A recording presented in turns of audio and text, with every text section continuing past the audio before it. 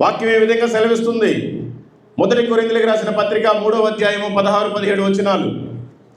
మీరు దేవుని ఆలయమై ఉన్నారనియు దేవుని ఆత్మ మీలో నివసించుతున్నాడనియు మీరు ఎరుగరా? ఎవడైనను దేవుని ఆలయమును పాడు చేసిన ఎడల దేవుడు వానిని పాడు చేయును. దేవుని ఆలయము పరిశుద్ధమై ఉన్నది, మీరు ఆ ఆలయమై ఉన్నారు. దేవుడు మన హృదయంలోనే ఉన్నాడు. మనం కట్టుకున్న సిమెంట్ గోడల మధ్యలో ఆయన లేడు. మన హృదయమే ఆయన ఆలయం. మరి ఆయన ఆలయాన్ని నువ్వు ఎన్నిసార్లు పాడు చేస్తున్నావు? అబద్ధాలు మాట్లాడుతున్నావు, ఆయనకి బల్లెం పొట్టేస్తున్నావు. సిగరెట్లు తాగుతున్నావు, ఆయనకి బల్లెం పొట్టేస్తున్నావు. మందు తాగుతున్నావు, ఆయనకి బల్లెం పొట్టతో పొడుస్తున్నావు. మోసం చేస్తున్నావు, ఆయనకి బల్లెం పొట్టేస్తున్నావు. చాడీలు చెప్తున్నావు, బల్లెం పొట్టేస్తున్నావు. మాదిరికరంగా బ్రతకట్లేదు, బల్లెం పొట్టేస్తున్నావు.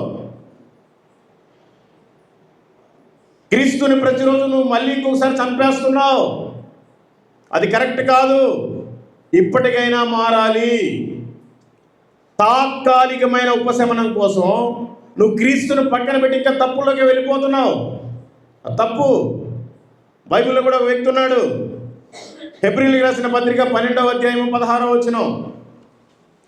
ఒక్క పూట కూటి కొరకు తన జ్యేష్ఠత్వపు హక్కును అమ్మివేసిన ఏశావు వంటి భ్రష్టుడైనను వ్యభిచారి అయినను ఉండునేమో అని జాగ్రత్తగా చూచుకొనుడి.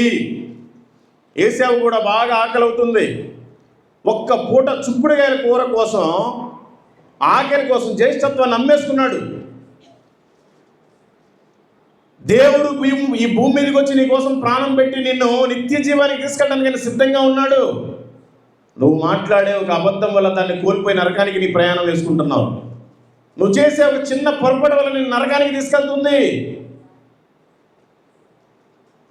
ఒక్క పూట కూటి కోసమనే ఆయన జ్యేష్ఠత్వాన్ని నమ్ముకున్నాడు. నువ్వు ఒక చిన్న 10 నిమిషాలు నీ ఆత్రం కోసం నిత్య జీవాన్ని వదులుకుంటున్నావా? అలా అయితే కష్టమే, మారాలి. లేకపోతే చాలా కష్టం. ప్రకటన గ్రంథము 22వ అధ్యాయము 12వ వచనం ఈ విధంగా సెలవిస్తుంది. ఇదిగో నేను త్వరగా వచ్చుచున్నాను. వాని వాని క్రియ చొప్పున ప్రతి వానికి ఇచ్చుటకు నేను సిద్ధపరిచిన జీతము నా యొద్దనున్నది. ఆయన ఈ భూమి మీదకి వచ్చాడు. 33.5 సంవత్సరాలు బ్రతికాడు. మన కోసమే చనిపోయాడు. మళ్ళీ తిరిగి 3వ రోజున లేచాడు. అనేక మందికి అద్భుతాలు చేశాడు. నేను మరలా వస్తానని చెప్పి వెళ్ళిపోయాడు.